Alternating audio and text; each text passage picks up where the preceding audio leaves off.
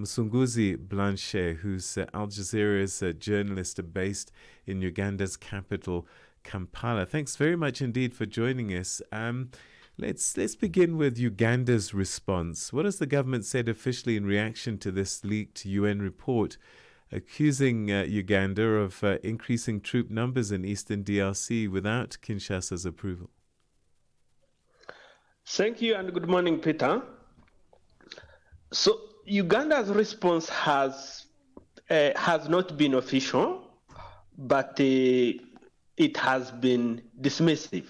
The Ugandan government has dismissed the report, saying the content of the report is not true. But also, we need to know that Uganda is used to these reports. The UN panel of experts group has existed for almost 2 decades, and whenever they write a report about Eastern DRC, you'll find there a paragraph or two, or more than 2 paragraphs that speaks the role of Uganda in the conflict in Eastern DRC. And Uganda has always been dismissing those reports, and many of those reports have not come to have big implications for the regime in Kampala, which is why they are always confident of, these reports are not going to have an impact on us. So Uganda has in the past taken a position that its troops on that side of the country are about fighting the Allied Democratic Forces, the ADF, a group that Kampala labels as a terror threat. Is this something that they continue to put out as a reason for troops in their numbers on that side of the country?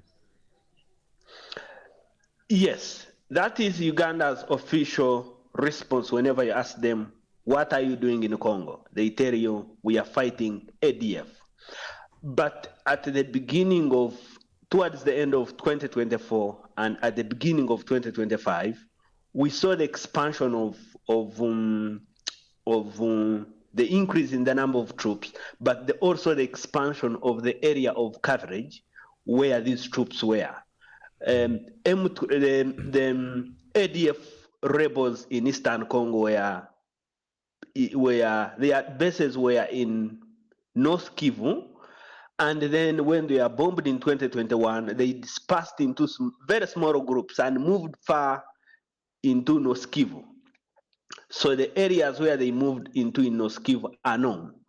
But we saw that Uganda's troops were expanding into the other areas where there is no ADF, where there are no activities of ADF, where there is no reported incidents of ADF. And we saw that the Ugandan army ended up crashing with local militias, like there is a militia group called Codeco. It killed a Ugandan senior officer at the rank of a colonel.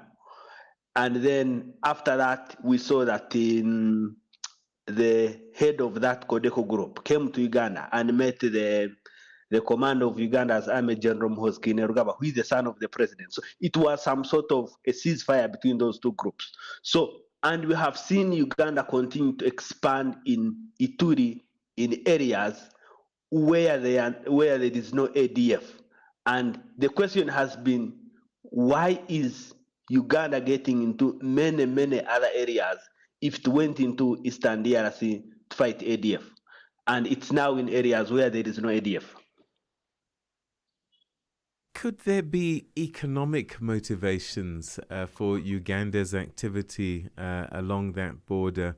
DRC, as we know, is resource rich, and economic interests have motivated other countries, we believe, in increasing military presence in the DRC. Could Uganda be interested in the minerals on the ground?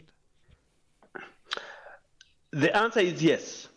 Let's talk about minerals first. It's that Uganda has become the main export hub for gold in the region, and Uganda exports gold worth $2 billion every year.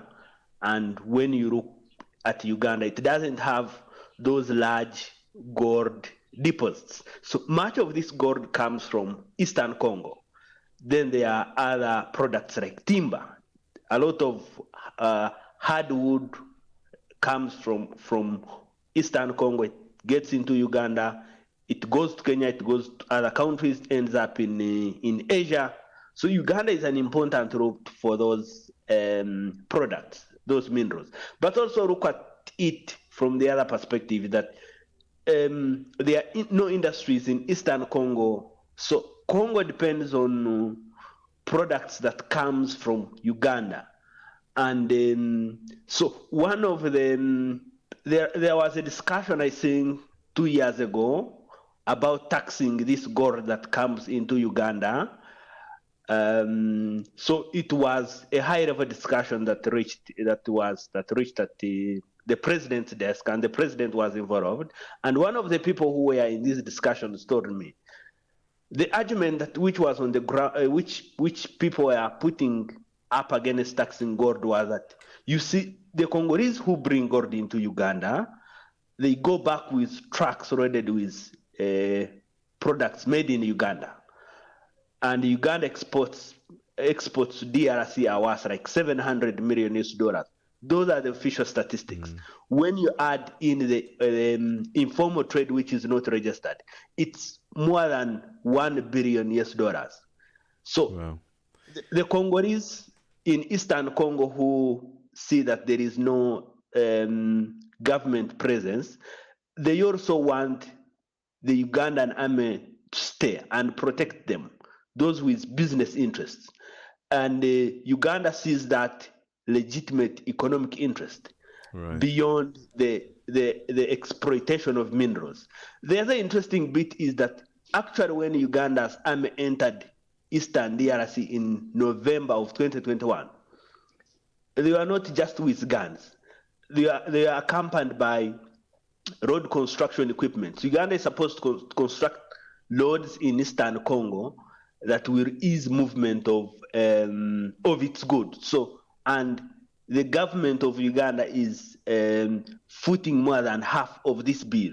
So you see the economic interest which they see there, and they have to, in one way or another, protect this interest. Musinguzi, we're going to have to leave it there, but thank you very, very much indeed for your insights on this developing story. Thanks for your time. A pleasure talking to you. Thank you. Thank you. That's Musinguzi Blanshe, Al Jazeera journalist based in Kampala.